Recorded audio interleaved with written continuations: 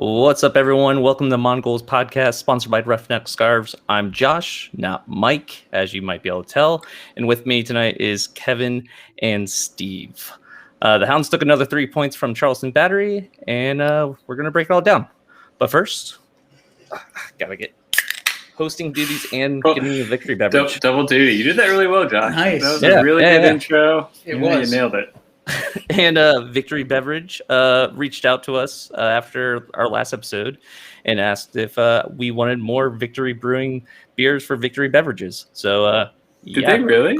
Yeah, they did. You had no clue about this. Do you not pay attention to our Slack channel, Kevin? He does not pay attention to Slack at all. I don't pay attention to anyone. Yeah. One of the listeners, his wife, girlfriend, I can't remember. She works as a rep for Victory Brewing, and he was like, "Hey, check it out!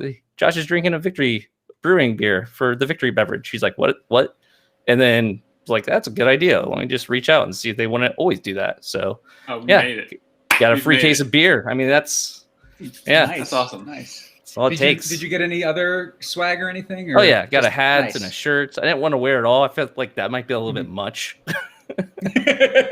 But yeah. So yeah, well, first off, we took 2 weeks off. How's everyone doing? Kev, you do anything fun? Doing good. Anything fun? No. Steve, what did you do? The past 2 weeks have been surprisingly eventful. Got my dissertation proposal document in.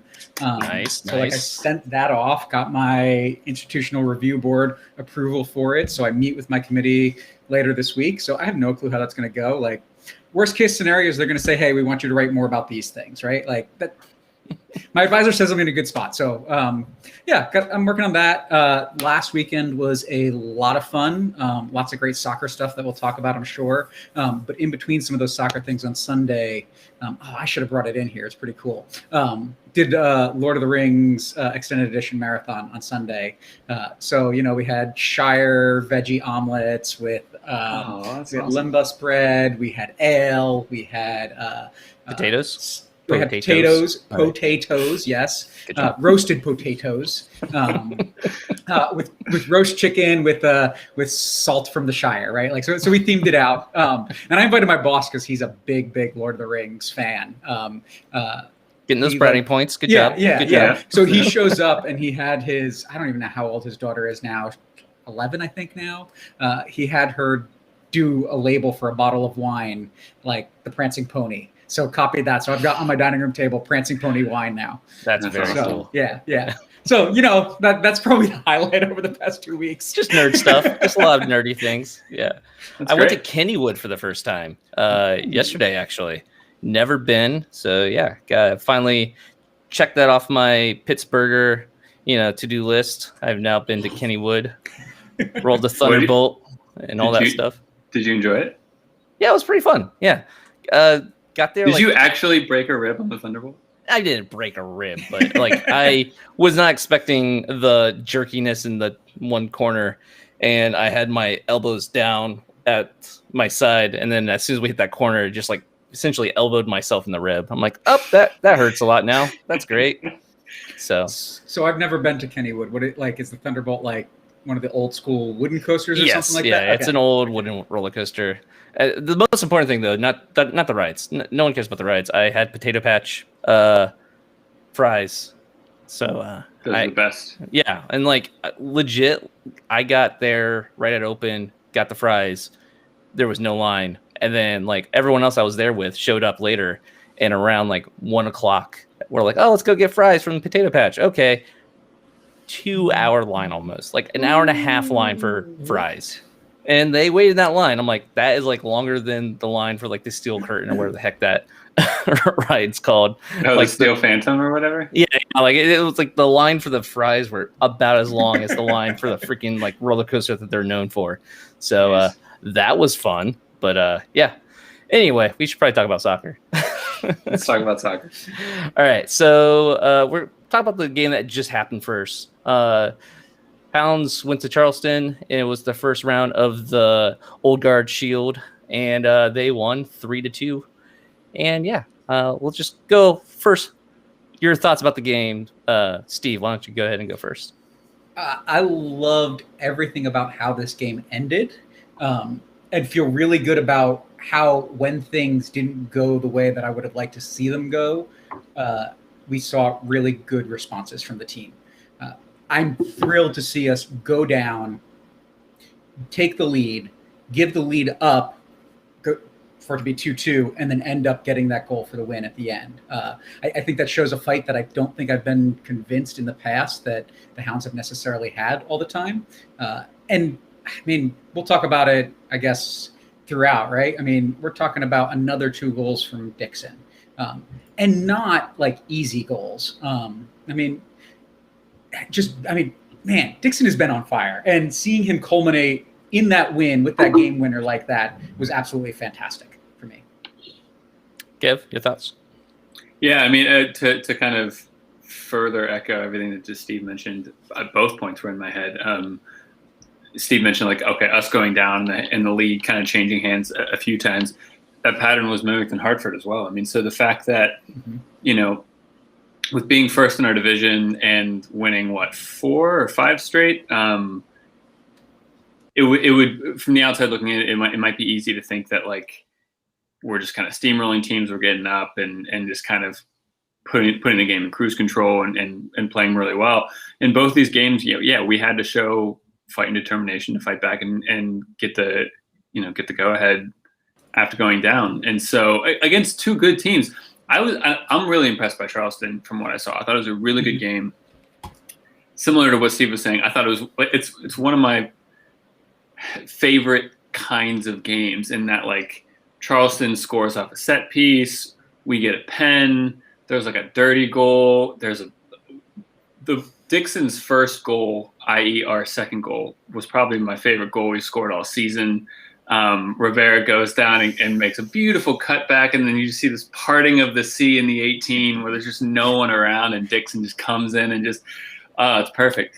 And so, yeah, I mean, to show that fight now twice back-to-back against Charleston and Hartford, 2 teams that I think are good. This isn't, Loudon, even though we lost to them. That's really inspiring. And then, yeah, I mean, Dixon, I mean, last time we recorded, I think I was talking about, I was like, we need to get more goals other than Cicerone, and Dixon scores 4. Well, I mean, and Perez gets 1, and they've been playing incredible. Are you upset that all of our goals came from forward? I'm not gonna let this go ever, just so you know. Well, I mean, Perez got 1, right? Anyway, someone else. Wait, it was Perez and. Oh, that was the other game. Right now, I'm just talking about Charleston. It was Cicerone and then Dixon and Dixon again. I mean, look, if it had whatever, and then if Dequa now scores 2 more goals, although Dequa's, Perez has kind of forced him his way. That's another thing. I've given up on trying to figure out formations and starting. I'm like, if Lily's got them so well drilled in the system now, where Perez is 1 second playing forward and then playing at left back. Same thing with Cicerone kind of switching throughout the game. So everything's really fluid. Really, the only constant is Griffin's going to be right in the middle of the field the entire time. And outside of that, everyone else is kind of all over the place. I want to on that point. In both of the past 2 games, Dixon has started as a wingback. Yeah. He has been in that wingback position to start the games and been there for the majority of the first 45 minutes in both games, and then pushing forward in the second half, which is just not something I expected to see at the beginning of the season. If you were to ask me, that would have been Cicerone doing that. It gives him. Go, John. Good. Okay. I was going to say, what's really interesting to think about, we're talking about Cicerone being the main goal scorer for us. Dixon is at 6 goals now for the season, and Cicerone's at 8. So it's looking pretty close now. I'm actually really surprised by that. Obviously these 2 games help a lot with that. But just thinking about goal distribution between our forwards and our midfield, it's not looking too shabby now. I love the fact that a team can't come in and figure out we're just going to close down Cicerone and be fine. That's not an option with this team, and that's something that is really great to see for us because it usually does not show up like that. I also want to point out they both also have 4 assists along with Forbes. So they're involved on both sides, right? Like, for me, that's really important. I mean, you expect Kenny to be up there at the top of the assist chart for the team, but when both of our forwards are also there while scoring a combined 14 goals between the two of them, that's great to see. Yeah, the switch for Dixon to go to wingback too, I don't know. Maybe it works because now it gives him space to run into. I mean, I think for me, he has a lot of speed to burn, but on top of that, he's super intelligent with how he sees the field and how he sees the game progress. I mean, yeah, Steve, as you just mentioned, yeah, he can create chances as well. He's creating chances. He's getting the assists. So dropping him deeper and having him just have more field to play with seems to be working out really well. Because what was Hartford the first game where he played wing back? It feels right. It was the first one where I really noticed it. Yeah. I mean, previously it's just, we would almost classically play a more like kind of front three with Cicerone, Dikwa, and Dixon. And now it's kind of all over the place. And I think, it all started with Wharton as a wingback, and then he's like, let's try Dixon. Let's try. It feels like Cicerone's been there once or twice as well in moments, not ever for extended periods of time. But this kind of this switch and this fluidness in the team structure, it's creating a lot of chances. That's the other thing is, I've said it already on previous podcasts. This is one of the most entertaining teams I've seen for the Riverhounds play in a long time. We're creating a lot more chances than we have in the past. In both of these games, it could have been a lot more. But yeah, I mean, just great games to watch. I mean, I know I need to stay on Charleston. I mean, do you feel like either one of you, the red card in the 79th minute, did that change the feel of the game, or did you think that the Hounds were kind of sitting pretty even before that red card? And could we have kept the lead without that happening? Stevie, go ahead. Yeah, I mean, I think it made keeping the lead a little easier for sure. Because we saw it, right? I mean, Charleston found a way to score 2 goals. I mean, their second one, sure. Like, there's the question of, was there a handball? It's really hard to tell. The players on the field seem to think there might have been. But they found a way to get it into the back of the net, right? Like, and if there wasn't a handball before that, it could have been called as a penalty because that contact didn't look any different than the contact that brought Kenny down, right? Like, I mean, if you call the first one, you might have to call that one. It ends up going in the net, so the official doesn't have to make a decision. So sure, it definitely made it easier. But it only made it easier, I think, because Charleston is a good competitive team that knows how to play. I think we were still on our way at that point to locking things down. We got some of our defensive blunders out of the way very early. Things looked a lot better. And, I mean, Coach had the ability to bring in some defenders off the bench. I mean, there's a lot of different ways this game could have ended, but I'm not going to complain when we play for 11 minutes plus stoppage up a man when we've got the lead. Yeah, to me, it looked pretty well balanced. So I don't think it would have been out of the question that Charleston could have came back and equalized. But at the same time, it didn't feel like it was impending. It didn't feel like Charleston were mounting on the pressure. Yeah. In fact, I remember before the red card happened, I was kind of doing that check of the question that you asked, Josh, was like, okay, this has been a talking point, for us in the past of when we get to these points in games, how well are we closing it out? And it I don't know, in that moment before the red card, it felt like we were still, extremely combative and giving Charleston a lot of issues. It didn't feel like, and it didn't really feel like we were changing anything either. It felt like it didn't feel like we were just putting everyone behind the ball and just sitting there like we've seen a few times. Maybe not necessarily this season, but in seasons gone by with Lily, it felt like we were still kind of just playing our game, and it was a good game, so anything could happen. But yeah, as soon as the red card went in, it definitely felt better. And then I guess the other big highlight of this game would be Judge coming in as a starter. First time we've really seen much from him, and then getting subbed out due to injury, right? Like what, 17, 18 minutes into the game. That that looked bad. Did not look fun for them, for him. And then also, I'm curious how this game would have been different if Judge would have been, the main stayed in the whole time, or if we think Rivera kind of just didn't really make a difference for us or not. Is there any news on the injury for Judge? I've not seen anything. I've been trying to keep an eye out. Actually, I just started looking before I asked that question, but I did not see anything. So if anyone in the chat has any information, go ahead and let us know. So for me, I don't know what we would have seen out of Judge, but it definitely changed the way the team lined up.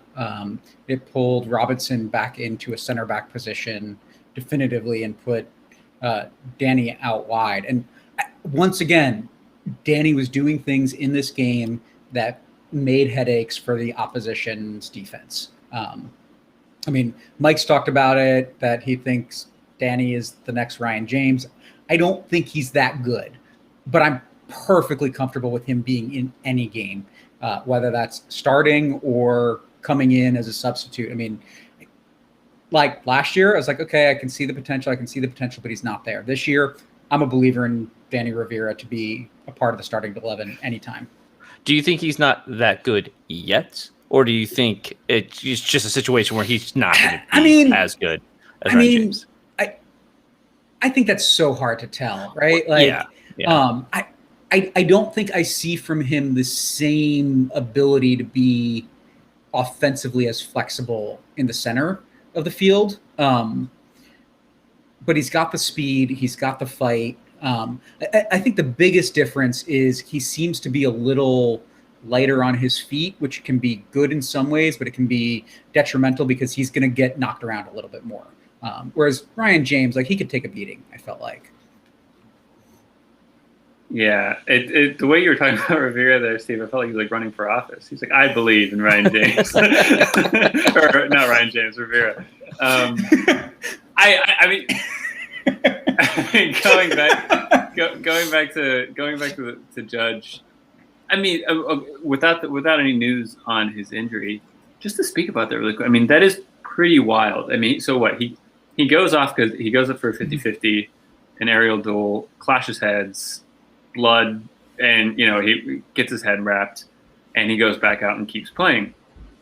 I guess first of all, I mean, the commentators are making a note that, like, I don't know if he was actually doing this or they were just interpreting it, but like he was trying not to get blood on the jersey. He was like leaning over as he was walking off the field. It looked like it. I mean, it looked like he was, conscious of that decision.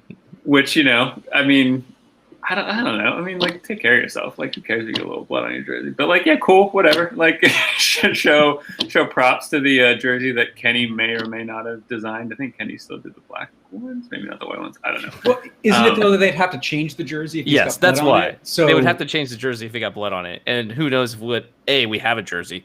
I'm sure we do, but it's just gonna be a blank jersey. And more importantly, though, it's gonna cause him to have delays to come back on the field because they're gonna have to like switch out his jersey and all that kind of stuff. So it's but he's bleeding from the head, Josh. I'm not saying it's the forefront of your mind. That's what you should care about. I'm just saying I know why he cared about it. But it is interesting because he gets taken off, and I think that's the first instance we have of a concussion protocol sub, because I think they were saying that we had another sub, even though we used force, we used. Did we use all 5 or did we only use 4? I just forgot. I think we used 5. We didn't take advantage of the concussion sub. Yeah, they were saying that we could use another sub because of the concussion protocol sub. From the announcers, I believe that's what they were saying. Well, and from the injury too, I think what was kind of telling to me is the fact, so he gets his head wrapped, goes on, plays a little bit more, and then goes down again. And my interpretation is he kind of looks at the sideline and just like kind of points to his head, like as if to say, like, I can't keep doing this. like usually, like, I don't know, if you get an ankle sprain or you twist your knee and or a hamstring pulled or whatever, you're like, I can't run. Like I can't do it. With head injuries, it's just like it's too painful. Like you can't think straight. That's like serious stuff. And so it's pretty telling that he gets that injury and then tries to keep playing.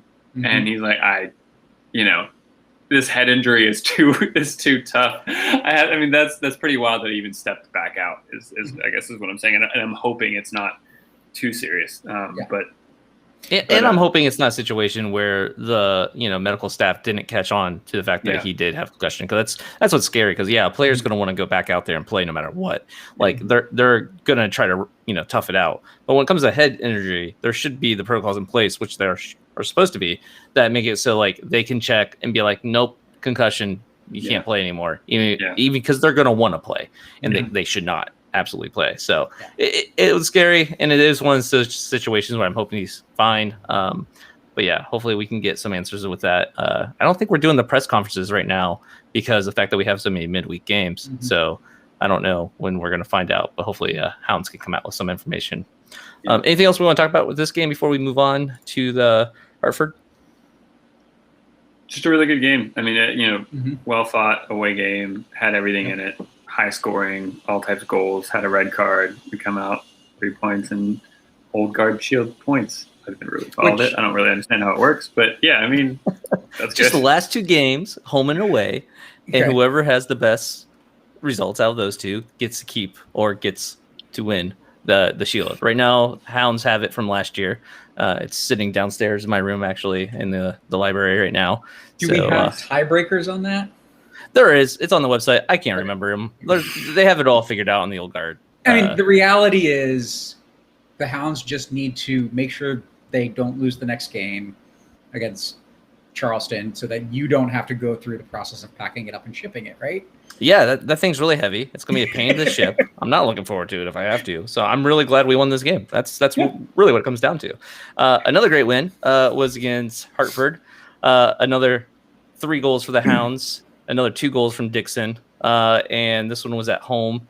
I was unfortunately away on vacation, so I was not able to watch it live, but it sounded great from watching it on the stream. Kevin, any takeaways for this one? If you can even remember it. I can remember it. All right. It was very American of you. It'd be like, unfortunately, I was on vacation. That's true. In the context of watching this, watching this game for sure. But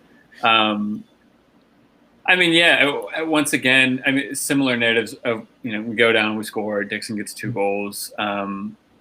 Also, before talking about like how the actual game played out, I mean, for me, I always, even though I don't get to go to the games, home games are always just nice to see the Pittsburgh fans in the stadium, nice to see Highmark.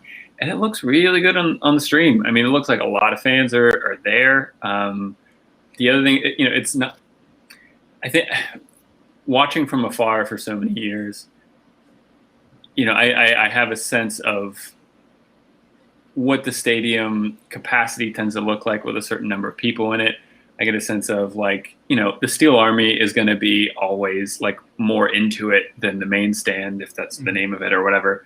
But I like this season, it feels like, especially in the Hartford game, I don't know, on the stream, it looks like a lot more of the main stand people are really getting into it. Chances go and they're like throwing their hands up, and not just like a few, but like everyone there, everyone's engaged. I remember going to Pirate games as a kid, and you just sit there and you like bring a book and you just read. and you're just there, and like you're just like, it has a nice view of the city. It's a nice sunny day, and get some nachos, hang out with some friends.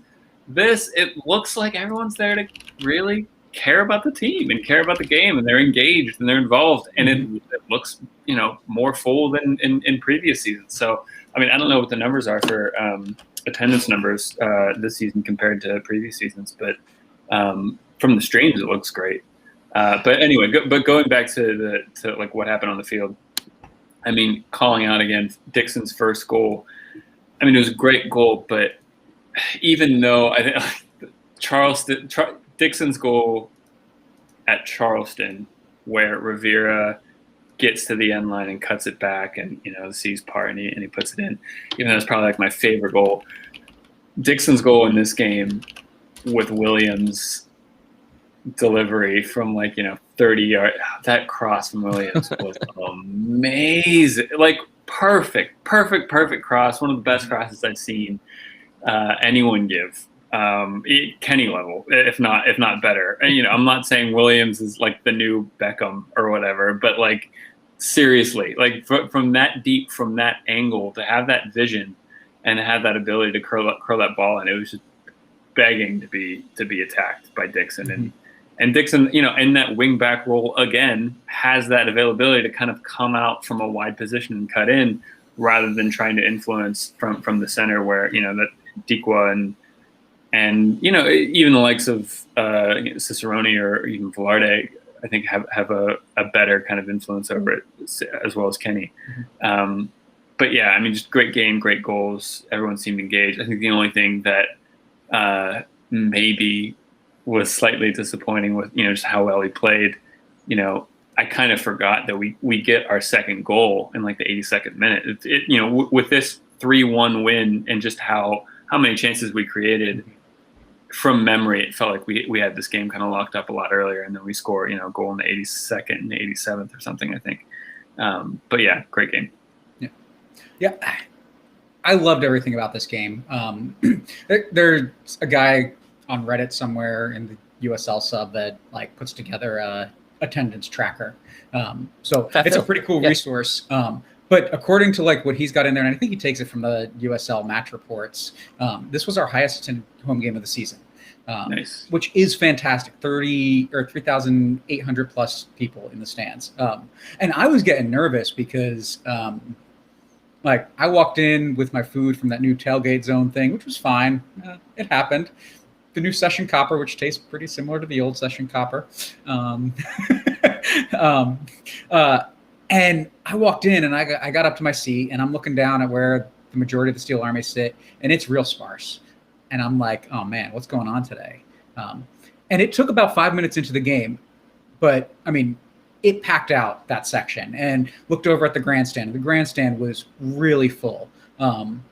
So the environment was just great. It was loud. It was electric. It was a really nice night as well. So it wasn't overly hot. Really comfortable night in the stadium.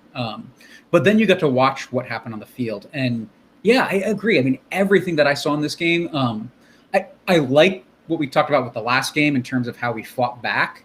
And while we did have a comeback win in this one as well, it didn't feel the same way. And I think a big part of that is what we did with the ball, right? Like we gave up a goal, and it wasn't because like we did something wrong, but they caught us on the counter. It was a good counter, good fast break. They broke our line, got it. But it came right after we had almost had a beautiful opportunity that Cicerone shot, and it just quite wasn't there. But the build up to that play was fantastic.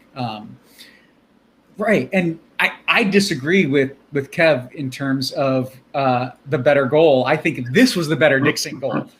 But like, I mean, they were both great Dixon goals, right? Like, like I just really like this one a lot. What is first or second? The one by Williams, or yes? Yeah. I'm not going to answer because I don't know. I mean, if we're talking about the ones from open play, obviously the first one, right? But the second one where it was a little more messy, and all of a sudden he came out of nowhere and popped up, and I was like, wait, where did he come from? And that was kind of what I tweeted out mid game, was like that, or I guess late game. Like he came out of nowhere on that goal, and I didn't see it coming at all. Like he ran in from the side, out of view, because I was watching over where the ball was, and all of a sudden the ball is there, Dixon is there, the ball's in the back of the net. It was beautiful to watch, and it was electric in the stadium with the feeling, which was absolutely fantastic. Yeah, I was worried about this game at first. That first half was not the greatest feeling as far as watching on stream. No goals from us. Mm-hmm. We're behind. It's feeling like maybe it's going to be one of those games where we just can't break through.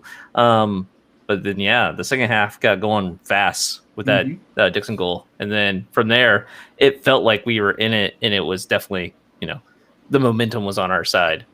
So it was great to see the stands, kind of repeating what Kevin said there. Watching from the, watching the stream, not really usually getting that view of Highmark. It was impressive looking, and it was just a lot of fun. Mm-hmm. So, yeah, I mean, I don't really have much more to add about this game, just other than the fact that it is a little bit concerning seeing our goals against right now. Like it feels like it's creeping up there between these two games, and just kind of thinking about where we've been defensively in the past. But that's kind of been the case all season. I don't really think that's anything new, and we're still getting results. And yeah, I guess that's can't really complain too much. That's an interesting talking point though too, because like I don't know. Tell me if I'm wrong, but I don't remember us. I mean, because even Charleston was a bit odd, but we're not getting peppered. And Vitiello isn't having to make 6-7 saves a game. From memory, it feels like the teams that we are playing, when they score, they have like an 80% conversion rate or something. Like the Loudon game that we lose, he hits a screamer from like 30 yards. Like how many times is he going to hit that? And in the Hartford game, I don't remember Vitiello making a lot of saves. I'm trying to pull up stats here real quick to see. I mean, Hartford had 2 shots on net. One of them goes in. Mm-hmm. Now, look, earlier in the season, I'm not saying, maybe not, I don't know, or a few games ago, Vitiello still has a big role to play with like high line activities, coming out, being aggressive, clearing the ball off. He did that a few times in these 2 games that we're talking about here. But I remember early in the season him making a lot more saves and him getting like man of the match performances. He's not necessarily doing that now, so I don't know. I don't know if it's a chicken and the egg thing. I mean, this is probably the first season. Look, I mean, I think our center backs have been playing really well. Williams, Robinson, Veet, Kilwine. I wouldn't say any of them like aren't good enough to start, but I mean, they don't have that personality of that kind of presence of center backs that we're used to in the past 3 or 4 seasons. Maybe at the beginning of the season that was something that we were concerned about, and we was like he'll figure it out. He's like, we don't need any good center backs. It's a Lily team. Like we'll just be strong defensively. Everyone defends. Yeah, I don't know. It's an interesting thing because you're right, Josh. Even though we're winning, but are we giving up a lot of chances? I don't know. Is it the center backs that are at fault? Is it midfields that are at fault? I don't know. I don't have an answer to it, but it is interesting. Go ahead, Steve. You wanted to say something. Well, I can see it. I don't know either. But I look at what's happened this season, and I see that we've played 17 games, and we've only got 4 clean sheets. So, sure, maybe we're not getting peppered. Maybe this would look different with a different keeper. I come back to, I think we have a good set of players in individual skill defensively. I don't know that I feel we have the strong leadership that we've had in the past. And I feel like it's taken until more recently that I've really felt like the defenders are really starting to gel together. But even with that, we've still had a pretty tumultuous back line. We started to get into a rhythm, and then Williams got called up for a couple games as a substitute player for the Gold Cup, right?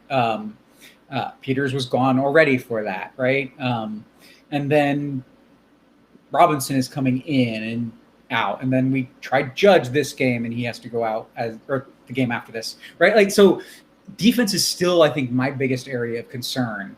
And not that I feel like we can't be good defensively, but we're not where we've been in the past, right? So I think the reason that I felt so comfortable coming into this season was, Vitiello is a great keeper. And I don't want to take anything away from Danny. I think he's a good USL keeper, but I think he really benefited from the players in front of him last year that aren't here this year. And we're still trying to find how to get to that same level in front of him. I think where we're having a better outcome is getting to that line of our defense is happening much less frequently because we're controlling the ball and we're having a lot more possession. And we've got players like Danny Griffin that are just breaking things up like crazy in the midfield. And that's making the biggest difference for us defensively. So it's funny you say it because, like, with Vitiello, I actually feel like Vitiello is probably one of the best keepers we've had. Not counting Zach Steffen, I guess. Mm-hmm. But Didn't he play in the Community Shield or whatever over the weekend? I think Stefan started for City. Didn't he lose in the Community Shield? Didn't Leicester win that? We're comparing, but he Zach played really well. Steffen. I watched the highlights, and he saved a lot of shots. I didn't. I just saw the outcome. Yeah. I'm just saying, we're talking about a guy who's playing in the Premier League. So obviously he's a good keeper compared to a USL keeper. But the point still stands. I think Vitiello has actually been one of the more stronger parts of our back line. That might be colored just by the fact that he's had to do more. So therefore I'm seeing his skill more.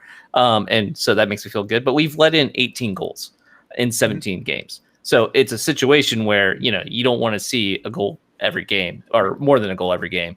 But we should probably actually, speaking of that, let's bring up the standings because, there is a lot to be happy about. We are in first place right now. Last 5 games, we have no losses, 4 wins, and we're sitting at 33 points. Something to keep in mind is number of games played.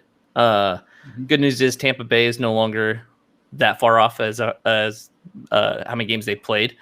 And so they're the only ones that are like really close to us as far as, within 1 game distance. They're at 30 points. We're at 33. Anything worried about, happy about with this table other than the fact that we're in first place? So obviously you should be happy. Kev? I don't know. I mean, it's great.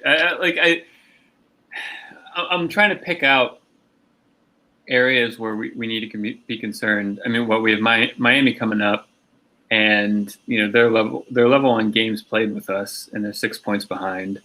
I'm trying to think. I'm trying to see like a separation of the pack.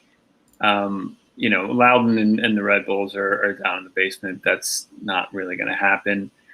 Then you have Charlotte. Okay, fine. They still have 2 games in hand, but they're still, let's say they win both of those. I mean, well, I don't know. Then they're 7 points off us, which doesn't seem insane. And Charleston in a similar way. And I really liked what I saw from Charleston. I think they have a lot more to say about how the season's going to run out. And, to have Charlotte, Charleston, and Hartford all in 15 games played while we're sitting at 17 and the gap, not being 20 points or anything.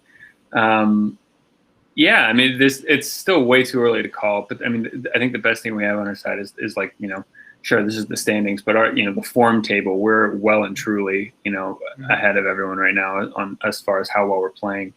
And it just kind of goes back to, I think I just, no matter what happens at the beginning of next season, if Lily is still the manager and if, our players' ins and outs are in ruin, and if, we don't do well the first 7 games, I just need to shut up and just say, like, nope, he's going to figure it out in the middle of the season. Because that's what happened at the beginning of the season. I was worried. And he's like, well, and I said, he's going to have to produce a mid-season run. And, sure enough, he's doing it, and we look incredible. Steve, before we get to your thoughts on it, 1 second. If Lily is still our manager, I don't know. What kind of bad mojo are you bringing onto this podcast right now? If Lily is still our manager, all right, look, that's all I wanted to say. This is who saw a global pandemic coming? All right, that's all I'm saying. Like, all right, okay, that's fair. Steve, thoughts on the table?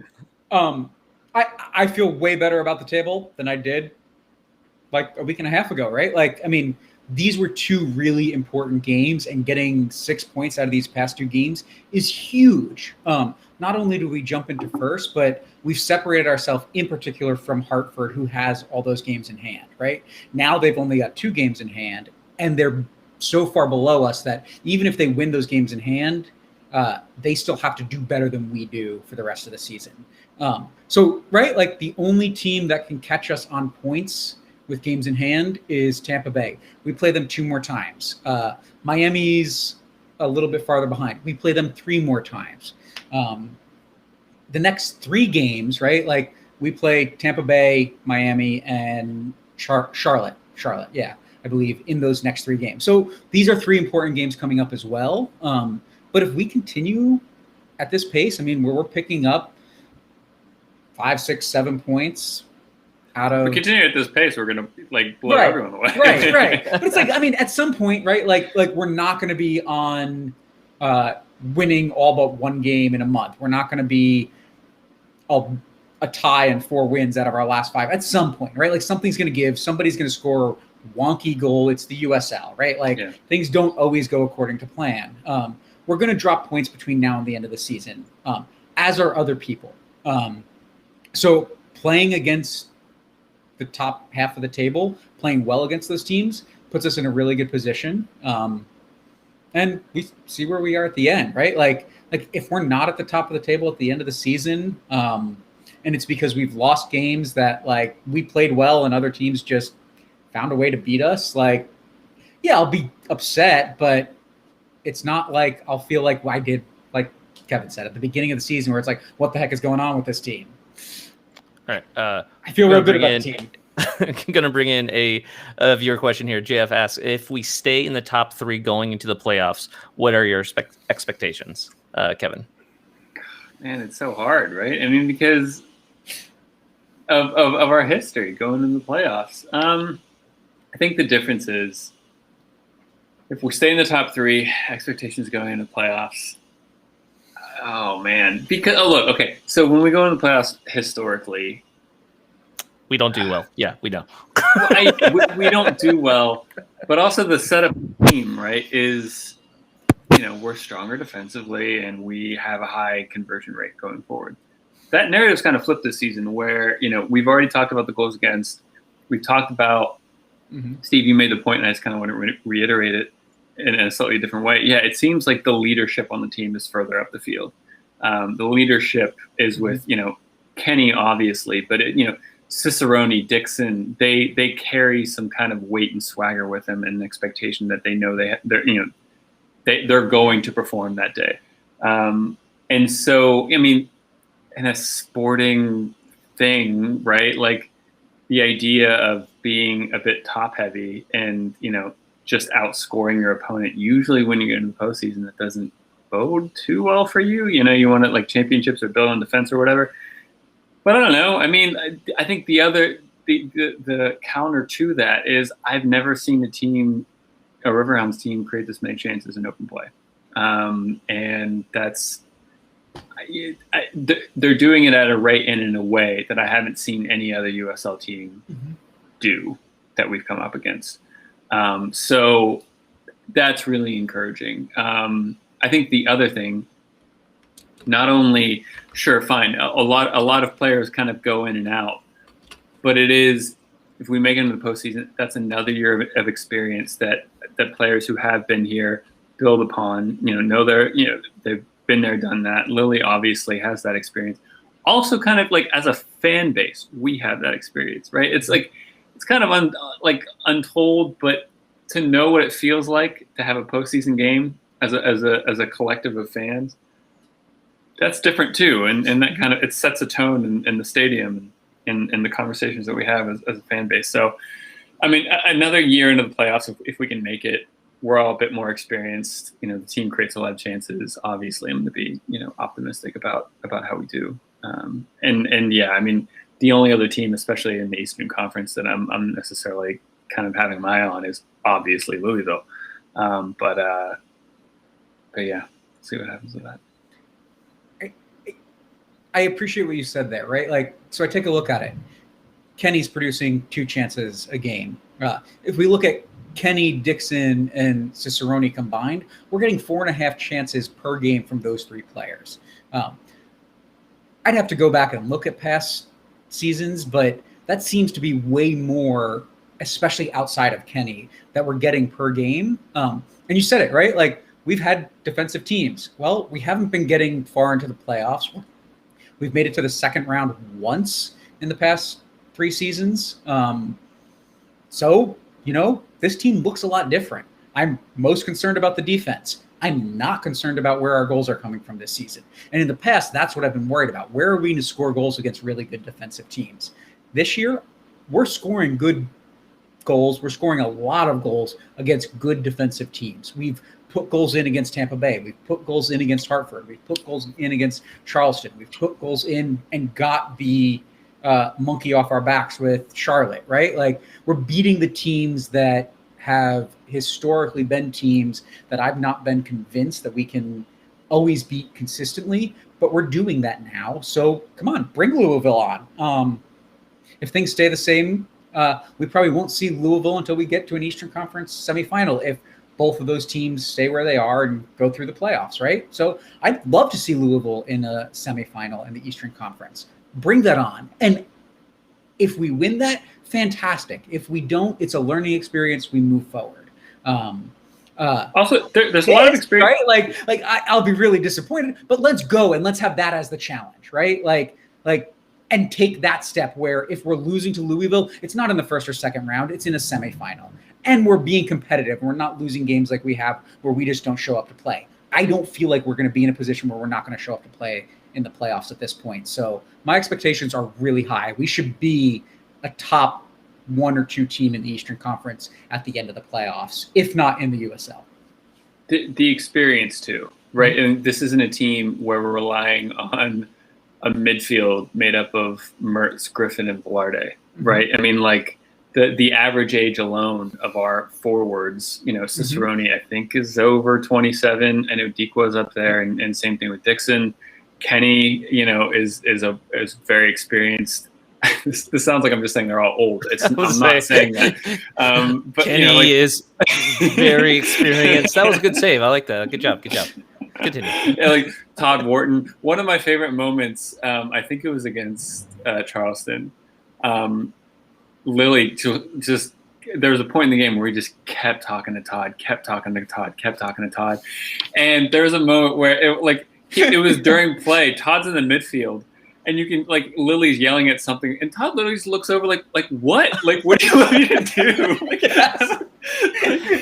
He was reacting like a kid who was being yelled at by their parents. Like, I'm not doing anything. Like, I'm not trying. I'm not touching him. Okay, picking it up. To see that from Morton was just really funny. So yeah, I mean, this team has a lot of experience, which is really good, and I think is different from the past. Yeah, and it's got a lot of experience with players that are not the players we're used to seeing with the experience, right? Like, it's been the Kenny Forbes show in terms of historic and returning Riverhounds, right? Like, Dover's only played 8 games this season.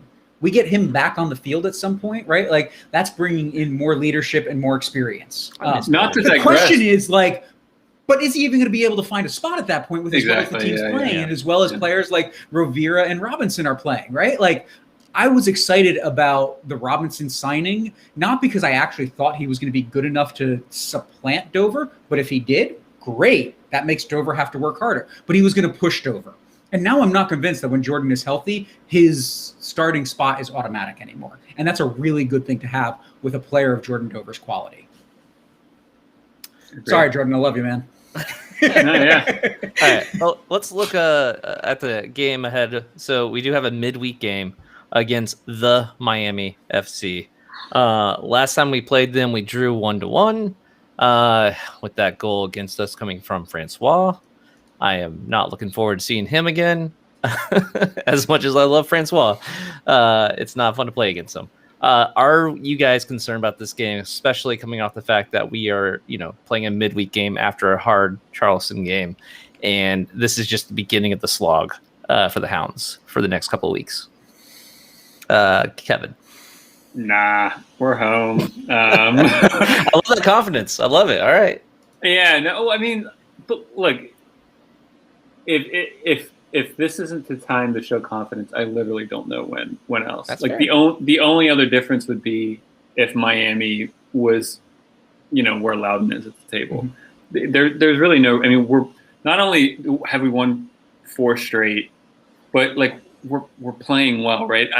We've all experienced those points in the past where you get on a run, and it feels like in 2 out of the 4 games you got lucky. A ball bounced your way.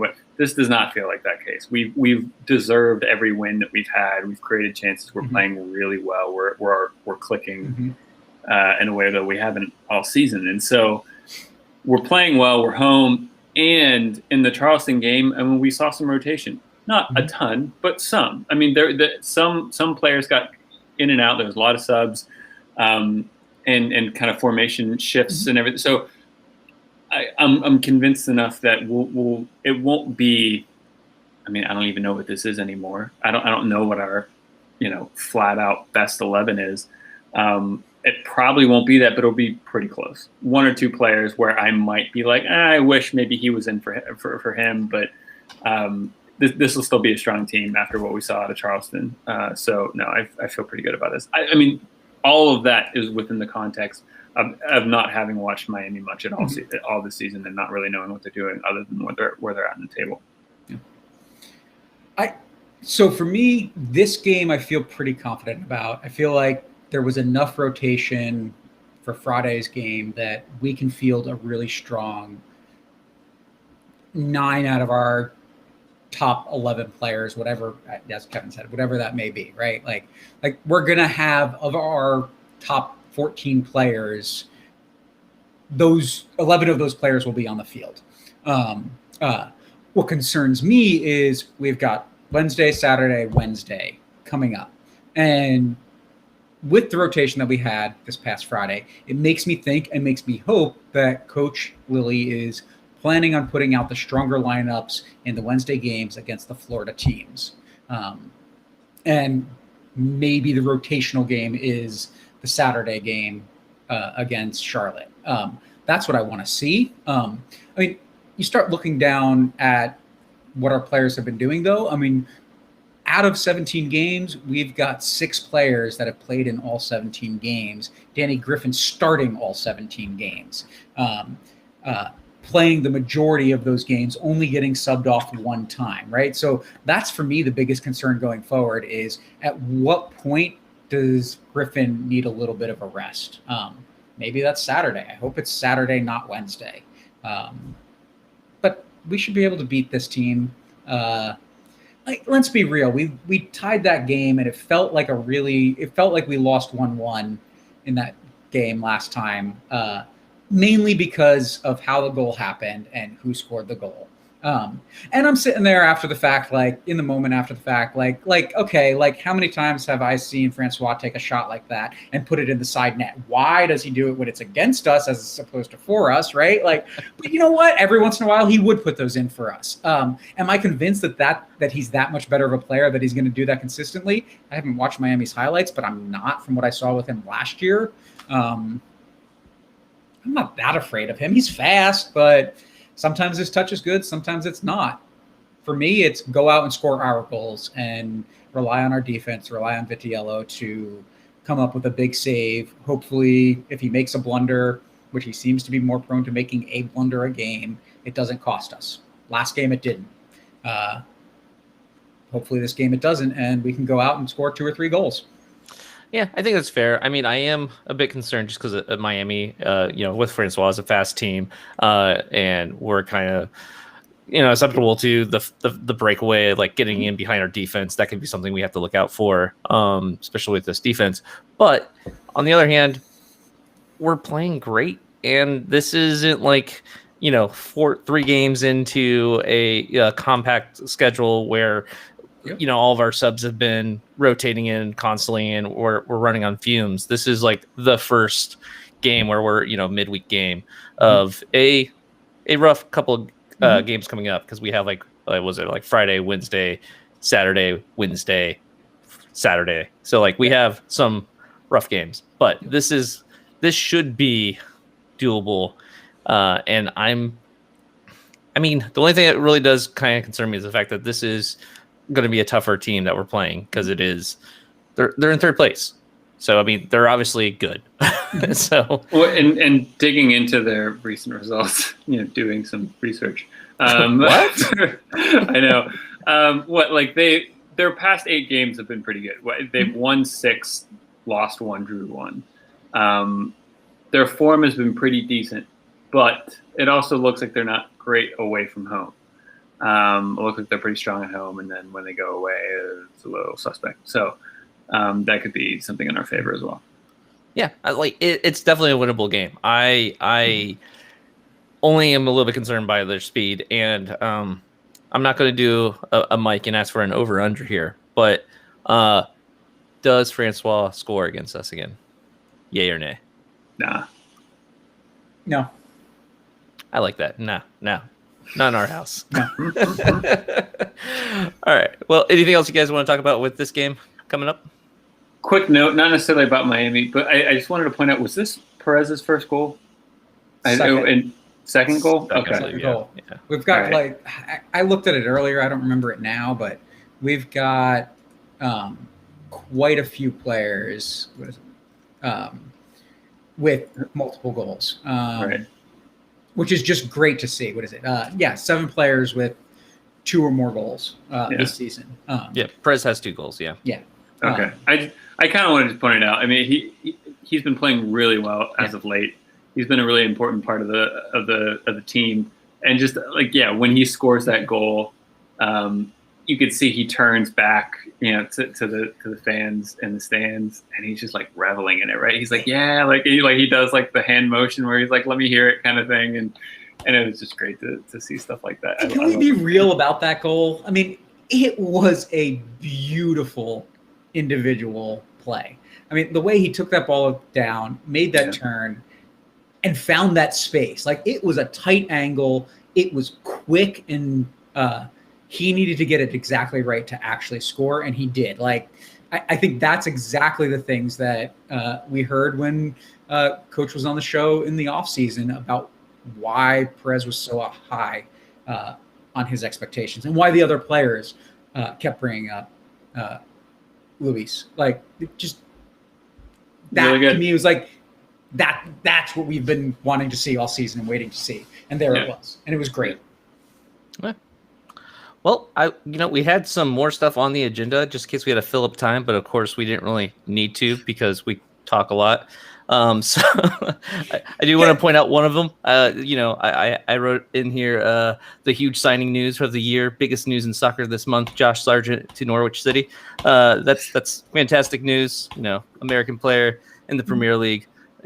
Who doesn't love it? And something about Messi, but who cares about Messi? And I found it interesting that the week Mike doesn't show up is the week that Villa have some stuff going on. You mean Villa has lots and lots of money to spend? Yeah, and lost their Messi to lost their Messi to City. I mean, we can talk about the Premier League, but I'm just feeling real good about next season. Yeah. All right. Well, hey. The U.S. men's national team beat Mexico in a final for the second time this summer. Okay, that's what capped off my weekend last weekend. That's freaking awesome. Like, talk about dos a cero. That's the ultimate dos a cero. There we go. All right, wrapping up here. Help support the podcast by going to mongols.com and click on support the show to become a Patreon follower. Weekly reminder that Black Lives Matter. Check out Roughneck Scarves at roughneckscarves.com. They make scarves. They're pretty cool. Check out Icarus FC at icarusfc.com. They make kits. They're pretty cool. Check out the Beautiful Game Network at bgn.fm. They make podcasts. They're pretty cool. And thanks, everyone. Talk to you very, very soon. Cheers. Josh, you're pretty cool. That's a good way to go out. All right. See you guys later.